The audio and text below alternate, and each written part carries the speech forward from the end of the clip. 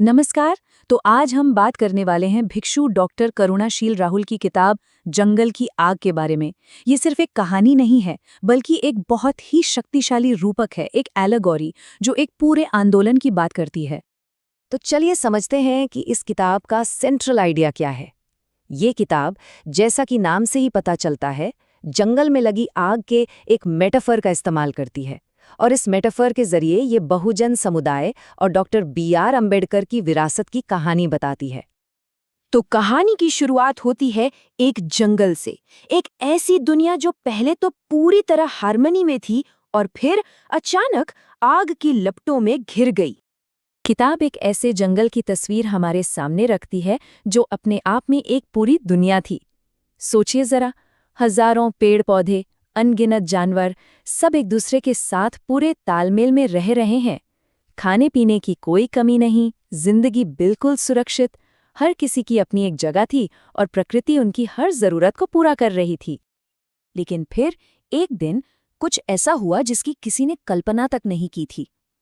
आग, पूरा का पूरा जंगल धधक रहा था और बस एक ही पल में सारा संतुलन बिगड़ गया और सब कुछ खत्म हो जाने का खतरा मंडराने लगा। और इसी तबाही के बीच कहानी का जो हीरो है वो सामने आता है, एक नन्ही सी चिड़िया और उसकी कोशिश।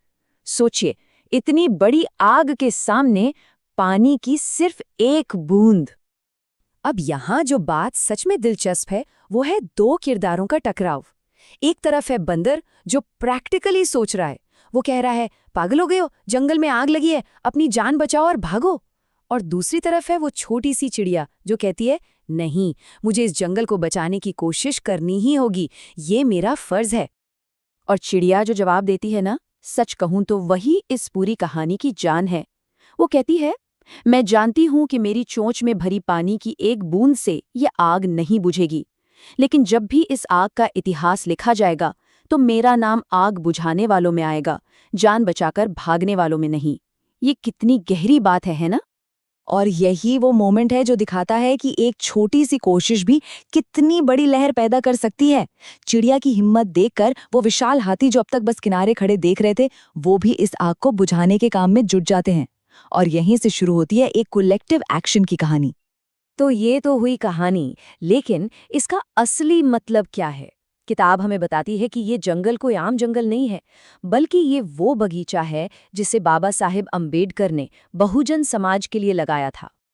मतलब साफ है, इस एलिगोरी में जंगल का मतलब है डॉक्टर बी.आर. अम्बेडकर का लगाया हुआ वो खुशहाली और समुदाय का बगीचा, और आग का मतलब है वो ताकतें और वो धोखे जो इस तरक्की को जलाकर खत्म कर देना चाहते हैं। किताब का आर्ग्यूमेंट ये है कि इस बगीचे के 4 सबसे जरूरी, सबसे बड़े पेड़ आज जल रहे हैं।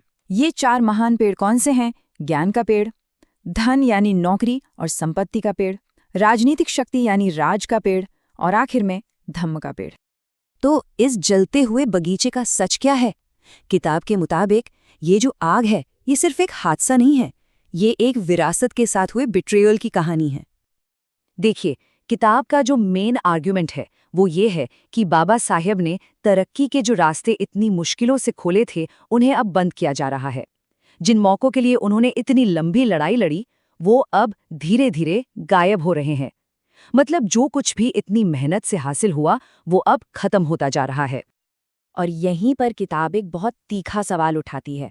वो कहती है कि समाज के पढ़े लिखे लोग उस बंदर की तरह बस आग का तमाशा देख रहे हैं। वो अपने बच्चों को तो महंगे प्राइवेट स्कूलों में भेज रहे हैं, जबकि समुदाय के अपने संस्थान जलकर राख हो रहे हैं। ये एक तरह से सीधी सीधी उंगली उन लोगों पर उठाई गई है जिन्हें इस आंदोलन से फायदा तो मिला, पर आज वो इसे बचाने के लिए कुछ नहीं कर रहे हैं। और यहीं पर किताब एक बहुत बड़ा सवाल खड़ा करती है कि इस धोखे का, इस बिट्रेयल का जिम्मेदार कौन है? और इसका जवाब किताब हमें खुद सोचने पर मजबूर करती है। तो आखिर में किताब एक फाइनल कॉल टू एक्शन देती है, आग बुझाओ। तो असल में ये किताब एक अपील है, एक गुहार है कि अब वो भागने वाला बंदर नहीं, बल्कि वो लड़ने वाली चिड़िया बनना है, जो अकेले ही सही पर एक शुरुआत करती है, ताकि उस एक चिड़िया से प्रेरणा लेकर बाकी सब भी बगीचे को बचाने के लिए आगे आएं। संदेश एकदम साफ है, अब चुप बैठने का नहीं, बल्कि मिलकर काम करने का वक्त है।